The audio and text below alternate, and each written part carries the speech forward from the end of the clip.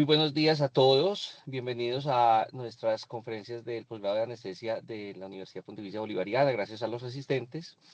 El día de hoy tenemos a la doctora Camila Duque, quien nos hablará de analgesia en el paciente pediátrico, más allá de los fármacos. La doctora residente de segundo año de la Universidad Pontificia Bolivariana. Y agradecemos al doctor Miguel Bedoya por la asesoría en esta conferencia, anestesiólogo de Clínica CES, especialista en dolor y actualmente anestesiólogo en la Clínica Noel. Muchas gracias, Miguel, también por acompañarnos. Y Camila, adelante. Muchas gracias, profe. Buenos días para todos. Mi nombre es María Camila Duque Restrepo. Yo soy residente de segundo año del programa de anestesiología de la Universidad Pontificia Bolivariana. Quiero agradecerle al doctor Miguel Bedoya por todo su apoyo y todo el compromiso para la realización de la charla. La conferencia que les voy a dar el día de hoy se llama Del llanto a la calma, analgesia más allá de los fármacos. Entonces, para iniciar, vamos a definir lo que es el dolor.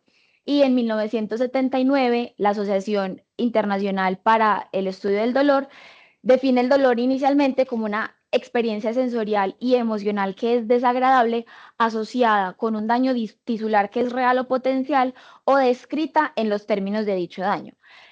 Esta definición fue usada por mucho tiempo, sin embargo, tenía ciertas limitaciones en cuanto a las poblaciones que incluía dentro de su definición y por la terminología específica que utiliza, sobre todo con los pacientes de población pediátrica que todavía no eran verbales, como los neonatos y los lactantes, y las personas con alguna discapacidad intelectual o del desarrollo que no tenían todavía desarrollada la capacidad para comunicarse. Adicionalmente, tenía como ciertas particularidades en las que no se incluían ciertas etiologías del dolor. Y es por esto que para el año 2020 se hizo un consenso y una revisión en donde se generó una nueva definición del dolor como una experiencia sensorial y emocional que es desagradable, asociada o semejante a la asociada con un daño tisular real o potencial. Y porque es importante para nosotros en el manejo de los niños en pediatría poder definir estas definiciones del dolor, porque esta nueva definición nos valida ciertas conductas del dolor que vamos a ver más adelante que van a ser muy importantes para poder evaluar el dolor en esta población que es un poco más retadora. Adicionalmente, nos dio un poco más de luz verde para poder incluir población como los neonatos y pacientes con discapacidad, ya que permite la inclusión de diferentes perspectivas en todo el ámbito del paciente. Entonces nos permite evaluar la parte física, nos permite evaluar la parte psicológica y nos permite evaluar el contexto del paciente, que esto es bastante importante porque dentro de las notas asociadas ellos tienen que es una experiencia que es personal. Por lo tanto, siempre tenemos que ponerlo en el contexto que tiene cada paciente, teniendo en cuenta cuáles son las normas sociales que tiene el niño en su casa, qué experiencias previas ha tenido y cuál es ese apego de los padres, que también vamos a ver que es bastante importante. Hablando un poco más de la epidemiología, tenemos que hasta el 85% de los niños van a tener un dolor en el posoperatorio y 65% de ellos van a tener un dolor que va a ser significativo en casa. Y esto es bastante importante porque se ha encontrado que el dolor va a empeorar los desenlaces de los pacientes, aumenta costos en salud y si no se maneja de manera adecuada y a tiempo, pues puede desencadenar en un dolor crónico. ¿Qué pasa entonces con el dolor? Se activan algunas cascadas neurohormonales en donde podemos tener efectos como disfunción renal, infecciones, complicaciones cardiopulmonares y trombóticas, alteraciones en la cicatrización.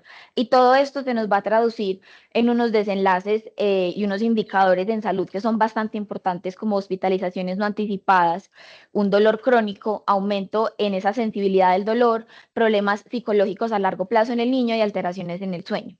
Entonces, es por esto que se ha estudiado bastante diferentes estrategias que nos ayudan a manejar el dolor, como la anestesia regional y la analgesia multimodal, que ha demostrado que reduce la morbimortalidad y aumenta el consumo de opioides. Y otro pilar muy importante, sobre todo en la población pediátrica, que hay que tener presente es la ansiedad, que se ha visto que cuando tenemos niños que tienen altos niveles de ansiedad, ellos pueden presentar una mayor anticipación del dolor y una tolerancia del mismo por mucho menos tiempo. Por eso es que estamos tratando de diversificar las estrategias analgésicas que tenemos para tener estrategias farmacológicas y no farmacológicas. Ahora un poquito de la fisiología del dolor. Entonces, recordando que el dolor se puede presentar en 4 pasos. El primer paso va a ser la transducción, en donde están encargados los nociceptores que están a nivel periférico en el cuerpo, que van a ser estimulados por estímulos térmicos, mecánicos y químicos, en donde se supera un umbral de estímulo y se da el potencial de acción, que va a ser, ya en ese momento pasamos al paso 2, que es la transmisión por medio de las fibras, que tenemos 3 fibras principalmente, que son muy importantes, que son las fibras A delta, que van a ser fibras mielinizadas, de una conducción más rápida, asociadas a unos termomecanorreceptores que van a encargarse principalmente de temperatura y de presión, y que nos van a configurar un dolor que va a ser mucho más localizado, un dolor rápido y que se presenta inicialmente. Las fibras C son fibras no mielinizadas, que son más pequeñas, con una conducción más lenta, asociadas a receptores que son más polimodales, entonces podemos tener dolores que son menos localizados, y es lo que llaman el dolor secundario. Y las fibras A beta, que no son fibras propiamente del dolor, sino que son fibras mielinizadas ya mucho más gruesas, que se van a encargar de llevar todo lo que es el tacto pues, sensitivo normal, presión, propiocepción, que vamos a ver más adelante que también es muy importante. Recordar que el cuerpo de esa primera neurona va a estar en el ganglio y la raíz dorsal, van a llegar principalmente a las láminas 1, 2 y 5 del asta dorsal de la médula, y ahí van a hacer sinapsis con la segunda neurona para poder seguir ascendiendo. El tercer paso va a ser la modulación, en donde tenemos dos fenómenos importantes. El primero va a ser la amplificación, en donde tenemos unas sustancias neuroquímicas que van a ser excitatorias, como el glutamato, la sustancia P y las prostaglandinas, que van a poder facilitar esos circuitos del dolor y van a permitir que el estímulo siga ascendiendo hacia los centros superiores.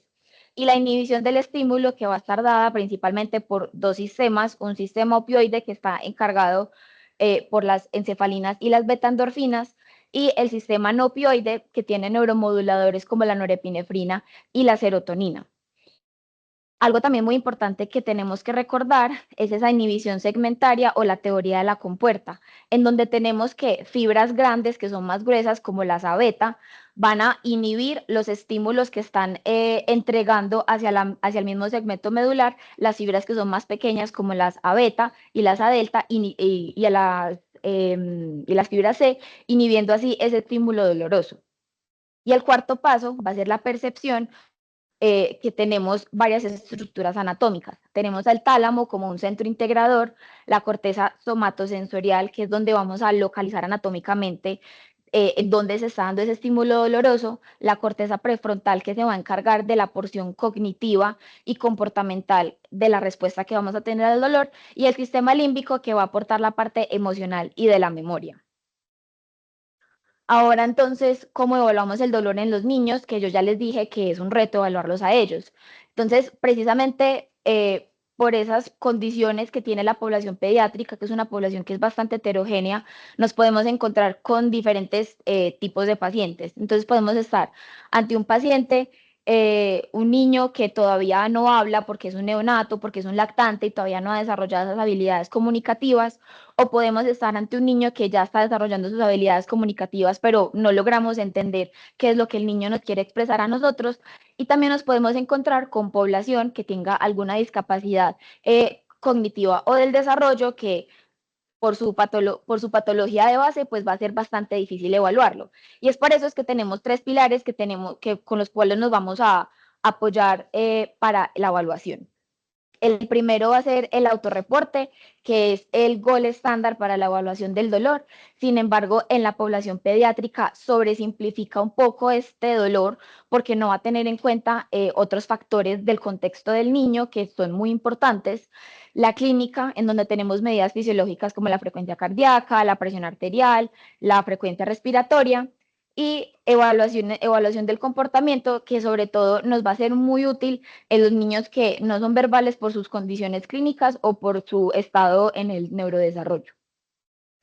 Entonces, iniciando ya como con cada población, en pediatría tenemos a los lactantes, tenemos que se dividen en lactantes menores y mayores. Los menores van desde el primer mes hasta el primer año, y los mayores desde el primer año hasta los 2 o 3 años. En ellos el principal reto va a ser que no van a tener una comunicación verbal porque todavía no la han desarrollado, y por eso es que nos podemos ayudar de diferentes síntomas que nos pueden decir a nosotros: el niño puede tener dolor. como que el niño esté agresivo, que esté llorando, que esté gritando, que tenga comportamientos agresivos o que retire el estímulo. Las escalas que han sido validadas en esta población son el CHEOP, el FLAC, el CHIPS y el COMFORT. En esta tablita les traigo las escalas del dolor en pediatría para tener un acceso fácil. Importante recordar que la gran mayoría van a tomar valores que son del comportamiento, entonces evalúan lo que es el llanto, la expresión facial y la actividad motora del niño. En los preescolares que van de los 3 hasta los 7 años, en ellos ya pueden expresarse un poquito mejor y en ellos hay que tener en cuenta que ellos entienden el dolor como si fuera un castigo. Y pueden tener algunos síntomas también como el quejido, la no cooperación con los padres o con el personal de salud y retiran el estímulo. Escalas en ellos tenemos el OPS y el MOPS, el Wong-Baker Faces, el Oucher y la escala de las caritas. Entonces, en ellos estos son muy útiles porque estas caras nos van a permitir que el niño haga algunas asociaciones sobre el nivel de dolor que tiene. Y cada cara para nosotros tiene unos valores de puntaje que nos va a permitir objetivar mejor ese dolor. Aquí les quise traer como las imágenes de las caritas, sobre todo les quiero resaltar la que tenemos a mano izquierda, que es la escala de Oucher, en donde tenemos que se diferencia de acuerdo a la etnicidad del niño. Entonces tenemos las caritas de un niño caucásico, de un niño de raza negra y de un niño latino, que esto nos permite que los niños se sientan más identificados y puedan expresar mejor sus emociones. En los escolares, que son los niños mayores de 7 años, ellos ya expresan muchísimo mejor su dolor, es más fácil para nosotros preguntarles, pero también pueden tener algunos síntomas asociados como las pesadillas, aumentos en la tensión muscular o pérdidas en el apetito. Y en esta población, pues podemos utilizar las escalas que usamos en el adulto, como la escala visual análoga y la escala numérica. Entonces, el resumen es, menores de 5 años, utilizar escalas que nos hablen sobre el comportamiento como el CHEOPS y el FLAC, que son las que están más validadas, y en mayores de 5 años nos podemos ayudar de las escalas de las caritas. Pero pues siempre es importante tener presente que tenemos que tener en cuenta la edad del niño, el lenguaje en su neurodesarrollo y cuál es la capacidad cognitiva que tiene. Sobre todo porque cuando tenemos población que tiene una discapacidad cognitiva y el desarrollo, se ha validado que incluso hasta los 13 años se puede utilizar la escala del FLAC. Además, últimamente se ha estado estudiando bastante la utilidad de los emojis para representar una variedad de emociones, porque son una herramienta que es universal, todos los niños lo conocen, y adicional a eso nos permiten ampliar la variedad de síntomas que el niño nos puede expresar. Entonces nos pueden expresar que tienen náuseas, que están ansiosos, que se sienten incómodos. El papel de los padres es un papel que es fundamental y nosotros, y es como nuestra comunicación principal con el niño. Y hay varios retos que nos vamos a enfrentar cuando estamos con los papás. Entonces, está el papá que le da el medicamento no como no está pautado en la fórmula o le da la dosis que no es.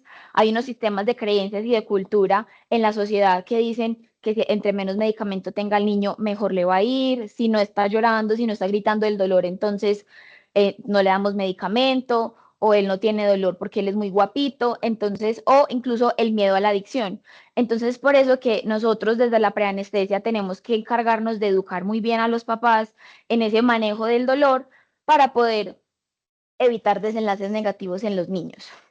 Otra cosa que se ha estudiado mucho son las actitudes que tienen los padres en el momento de afrontar como esos encuentros de salud con el niño. Se ha visto que hijos de padres que tienen comportamientos positivos con respecto a lo que están afrontando en el momento van a tener menor catastrofización y van a tener menor discapacidad funcional en cuanto al dolor.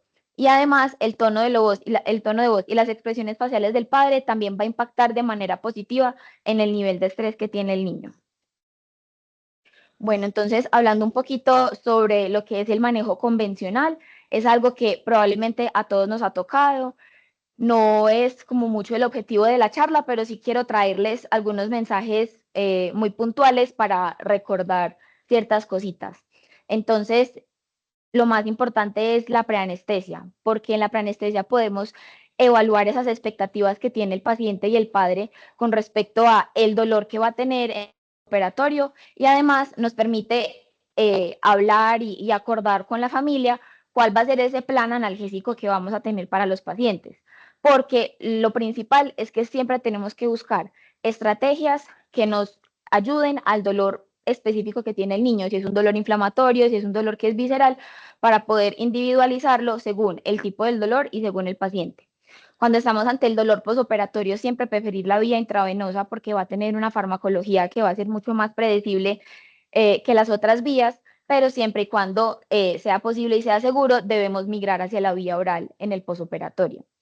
La analgesia multimodal va a ser nuestro mejor amigo y siempre recordar que en pediatría las dosis deben ir ajustadas al peso.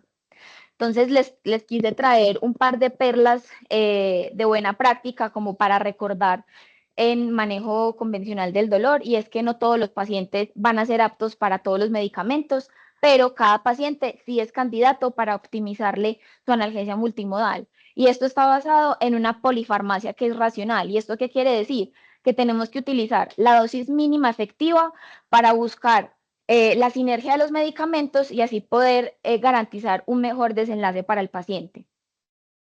Y no se recomienda utilizar opioides en el dolor agudo, se deben usar estrategias que sean multimodales, apoyado en la escalera analgésica de la OMS, titulando adecuadamente e individualizando a cada paciente. Aquí les traje como recorderis la variedad de herramientas que tenemos en la analgesia multimodal. No me voy a detener mucho a hablar de cada uno porque se nos hace muy larga esta reunión. Sin embargo, sí les quise traer una tabla donde les dejo las dosis con la edad mínima en la cual se puede dejar en los niños y algunas consideraciones especiales. Entonces, recordar que el acetaminofén en el recién nacido y en los menores de 10 kilos debemos reducir la dosis. En cuanto a los AINES, idealmente se deben evitar en los menores de 6 meses porque todavía no tienen desarrollado su sistema renal.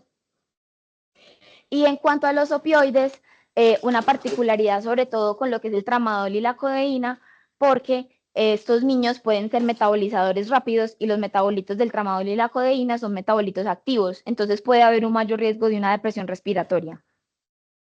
Y en cuanto a las estrategias intervencionistas, se ha demostrado que definitivamente van a mejorar la calidad de la analgesia y reducen el consumo de los opioides. Además, son unas estrategias que se han demostrado ser muy seguras, ya que la tasa de complicaciones no es tan común. Tenemos a los bloqueos de nervio periférico, que la indicación va a estar dada principalmente por las necesidades que tengamos en el procedimiento y qué tanto dolor puede llegar a sentir el niño en el posoperatorio. Con eso podemos definir si usamos una técnica que sea de single shot o una técnica continua como un catéter perineural. Y las técnicas neuroaxiales, que tenemos que recordar siempre cuáles son esas diferencias anatómicas que hay entre los niños y los adultos, además que pueden tener diferencias hemodinámicas y farmacocinéticas que pueden impactar en cómo se desarrolla esta analgesia. Las principales técnicas van a ser la caudal y la epidural. En los niños también se ha descrito las técnicas espinales, sin embargo, estas no son tan comúnmente utilizadas en esta población. Bueno, entonces ahora el manejo no convencional del dolor. Entonces, ¿por qué estamos hablando de esto? Porque se ha visto que estrategias no farmacológicas integrativas asociadas a una buena analgesia multimodal va a impactar en los desenlaces de ansiedad y el dolor procedimental. Adicionalmente, las intervenciones psicológicas se han demostrado ser efectivas para ese manejo del dolor posoperatorio a corto plazo. Y aquí esto es algo que es importante no solamente cuando hablamos de dolor de manejo no convencional, sino en general, y es la preparación psicológica que le tenemos que hacer al niño. Entonces, esto desde la preanestesia tenemos que explicarle en sus palabras y en palabras que él me entienda, yo qué le voy a hacer, qué tiene que esperar, cuáles son las expectativas que él puede tener. Es muy importante en ellos favorecer que ellos nos hagan preguntas porque ellos también tienen preocupaciones y también tienen emociones, y es tarea de nosotros como personal de salud poderles validar esas emociones y explicarles qué es lo que van a sentir y generar una relación de confianza con el niño y con el papá. Entonces, lo que nos preguntamos siempre cuando hablamos de dolor de manejo no convencional es, bueno, ¿y esto cómo funciona? Entonces, lo que se ha visto es que va a inducir cambios en el comportamiento del niño. Esto está mediado por una distracción de esas fuentes dolorosas, mediado por las teorías de la compuerta que ya les expliqué ahorita. Eso hace que se reduzca la percepción del dolor y además funcionan como estrategias ansiolíticas que van a disminuir esa tolerancia, van a mejorar la tolerancia y disminuir la percepción del dolor. Entonces, la ansiedad, que como ya les dije ahorita es un pilar fundamental en el manejo del dolor en pediatría, hasta el 75% de los niños van a tener ansiedad en el preoperatorio y el 65% de ellos van a tener cambios comportamentales negativos asociados. Se ha visto que cuando los niños tienen una ansiedad excesiva antes del procedimiento, tienen mucha dificultad para poder afrontar los tratamientos médicos a los cuales deben ser sometidos por salud. Además, se ha visto que disminuye la tolerancia al dolor, altera la cicatrización y pues tiene otros efectos a largo plazo que son negativos, que finalmente lo que van a hacer es aumentarnos la morbimortalidad en el posoperatorio de estos niños. ¿Cuáles son los factores de riesgo para que sean más ansiosos en el preoperatorio? Los niños más pequeños, un temperamento o una ansiedad basal que sea un poco más alta, algún encuentro médico previo que haya sido negativo para el niño y la ansiedad del cuidador. Y por eso es muy importante que reconozcamos y manejemos tempranamente la ansiedad porque esto nos va a mejorar los desenlaces y evitar complicaciones asociadas. Entonces, la ansiolisis, primero, pues la premedicación, que es lo que todos conocemos y todos hemos usado. Hay varias estrategias. Aquí les traje como la más común, que es el midazolam, una benzodiazepina de corta acción, con dosis de 0.2 a 0.7 miligramos por kilo por vía oral, siempre teniendo presente que se puede demorar hasta 45 minutos en iniciar su acción y por eso es que tenemos que contemporizar muy bien en qué momento se le va a dar este medicamento al niño para evitar una sedación excesiva en el posoperatorio y problemas en el despertar. Y las intervenciones farmacológicas que ya vamos a empezar a hablar de ellas. Entonces, la distracción es el método cognitivo-conductual que más se ha estudiado y que tiene como objetivo desviar la atención del niño del estímulo doloroso en el que se le está como haciendo para poder reducir esa percepción del dolor. En la India, en el 2024, se hizo un ensayo clínico donde se aleatorizaron 160 niños entre los 2 y los 7 años y la intervención que se les hizo fue que se les entregaron unos kits de distracción de acuerdo a la edad. Entonces se dividieron en grupos de los 2 a los 4 años y de los 5 a los 7 años. Y se les entregaban libros, juegos, pues como actividades didácticas según la edad del niño antes de la cirugía. Lo que se encontró fue que los niños a los cuales se les entregaban el kit presentaban menos dolor, menos ansiedad, unos parámetros fisiológicos mucho menores y al final cuando hicieron como el análisis total a 3 días y evaluaron cuántos analgésicos se les habían aplicado, los niños del grupo de la intervención habían recibido menos analgésicos. Con esto podemos concluir que la distracción es una herramienta que puede ser costo efectiva porque pues es usar juguetes o libritos de colorear y que tiene buenos desenlaces para los niños. Lo otro es la música, que también es una terapia cognitiva que va a funcionar como un distractor porque retira la atención de ese estímulo doloroso y nos va a ayudar a enfocarlo en otro estímulo que es mucho más calmante. Además, se ha visto que activa circuitos de recompensa mediados por las endorfinas, que como ya les conté ahorita, las endorfinas hacen parte de los sistemas inhibitorios descendentes del dolor y además se ha visto que disminuye la respuesta simpática. En el ámbito de la música hay dos conceptos importantes. El primero es la medicina musical, que es la escucha pasiva de una música pregrabada, y la musicoterapia, que esas son intervenciones musicales que tienen algún fin terapéutico, que son con unas metas individualizadas y que está practicado por un profesional que está acreditado para eso y que además hay unas características específicas que tiene que tener como esa música que le vamos a poner al niño. Deben ser melodías que sean suaves, no pueden tener ritmos fuertes ni contrastes muy marcados. Idealmente se debe limitar la percusión, no deben tener letra.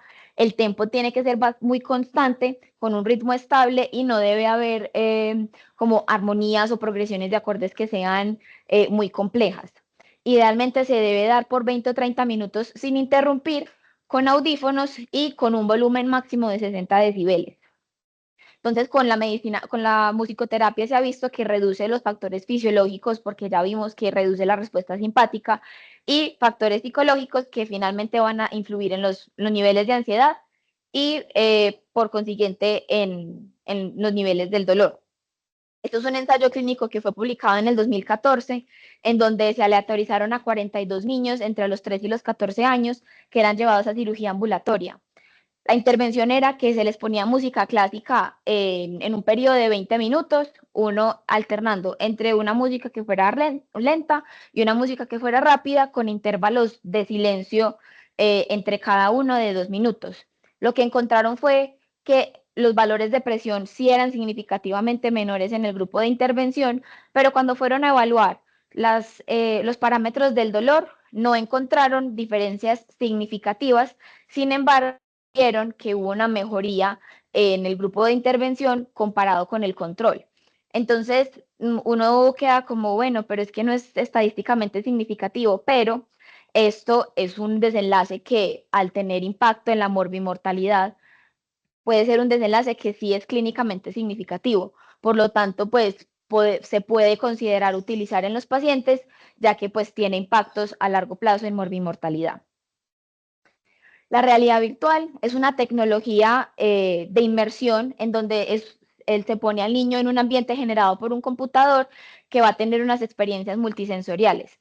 También funciona como una distracción, reduciendo la percepción del dolor mediante la modulación del dolor y la teoría de la compuerta, en donde vamos a tener dos estructuras anatómicas principales que se van a encargar de esta modulación. La primera va a ser el cíngulo anterior y la sustancia gris periacueductal, que se van a encargar de modular la tensión y redirigirla hacia otro estímulo, y las conexiones que tiene la amígdala, que van a modular todas las emociones que van a tener los niños con respecto al dolor que están sintiendo y a la realidad virtual en la cual están inmersos. Tenemos 4 tipos de realidad virtual. Tenemos la realidad virtual, que es únicamente con el objetivo de distracción, que utiliza juegos interactivos o la simulación para poder desviar la atención del niño. La terapia de exposición, en donde se pone en inmersión al niño en un ambiente perioperatorio que sea realista, con gráficas que sean obviamente acordes a la edad y que permita que el niño interactúe con todos los elementos para que se familiarice un poquito más con todo lo que va a ver en el intraoperatorio, pues, o cuando vaya a ser llevado a la sala de cirugía. Una relajación guiada, en donde se tienen meditación y ejercicios de respiración en un ambiente que va a ser mucho más natural. Y la terapia de biorretroalimentación, que me pareció la más interesante, y es que cogen el monitoreo fisiológico de los signos vitales y lo asocian a un ambiente virtual. Entonces, según cómo se vaya comportando los signos vitales del niño, es un ambiente que va a ir modificando para poder generar como más calma en el niño. Entonces, se ha demostrado que reduce la ansiedad y mejora la satisfacción tanto en los pacientes como en los médicos, y esto es una revisión sistemática publicada este año, en donde evaluaron los tipos de realidad virtual que ya les conté. ¿Qué fueron las particularidades con esta revisión? Los ensayos clínicos fueron bastante heterogéneos y que solamente evaluaban la intervención aplicada en una única vez. Entonces, ellos encontraron que los efectos, pues, a largo plazo eran transitorios porque solamente los aplicaban una vez, pero ellos dicen que dejan la recomendación que, pues, para el futuro, idealmente lo que se debe evaluar es hacer exposiciones repetidas a la realidad virtual, por ejemplo, en el perioperatorio, para evaluar si esto puede tener desenlaces positivos que sean más a largo plazo. Sin embargo, lo que sí se encontró es que sí disminuye el dolor y sí disminuye la ansiedad en los niños en esa única intervención en la que se hacía. Encontraron que era útil tanto en cirugía mayor como en cirugía menor. Sin embargo, también anotan que tiene ciertas limitaciones, como el costo del equipo, el costo que puede tener el software y sobre todo el costo que tiene la capacitación del personal para poderlo utilizar y para poderle dar mantenimiento.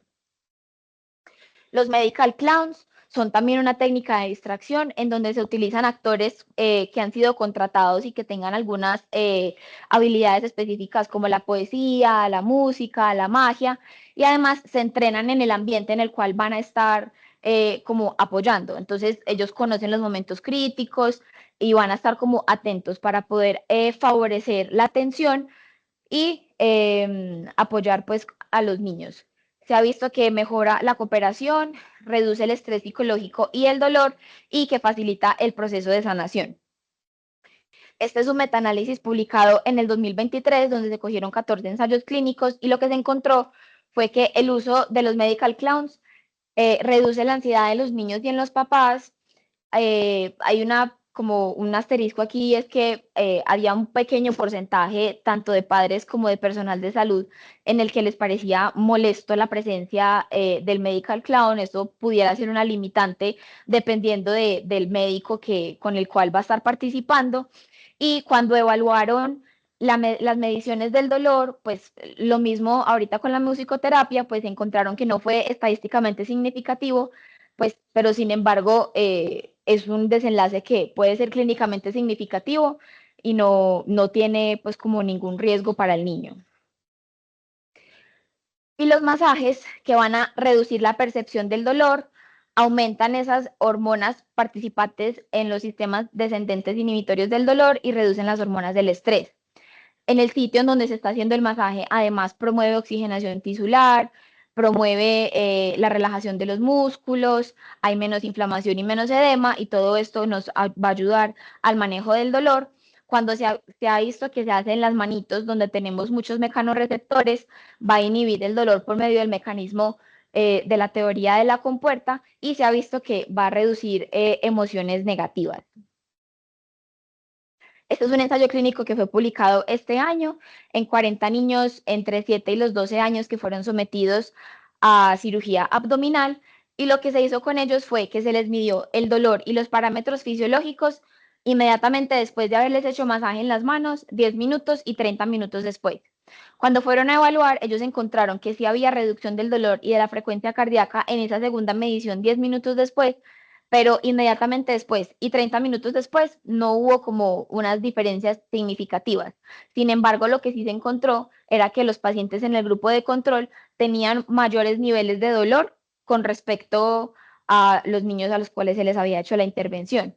Entonces, lo que concluyen los autores es que el masaje pues sí es efectivo para mejorar esa percepción que tienen los niños del dolor. Finalmente, les quise traer esta revisión sistemática que fue publicada el año pasado, en donde copila como varias intervenciones no convencionales que se han hecho y las dividió en tres. Unas intervenciones que eran cognitivas, en donde utilizaban la terapia cognitivo-conductual, los payasos, la hipnosis, y lo que se demostró fue que sí disminuía el dolor y la ansiedad en el posoperatorio. Las intervenciones visuales, en donde cogieron realidad virtual y películas que eran educativas y les informaban a los niños sobre el procedimiento que se les iba a realizar. Esto tuvo unos resultados que eran más heterogéneos. Sin embargo, cuando se evalúa solito la realidad virtual, pues sí muestra muy buenos resultados en cuanto a la reducción del dolor. Y las intervenciones auditivas realmente no mostraron resultados tan favorables. El ensayo clínico, que solamente fue uno el que evaluaron, tenía ciertas dificultades técnicas, por lo tanto los desenlaces no fueron favorables.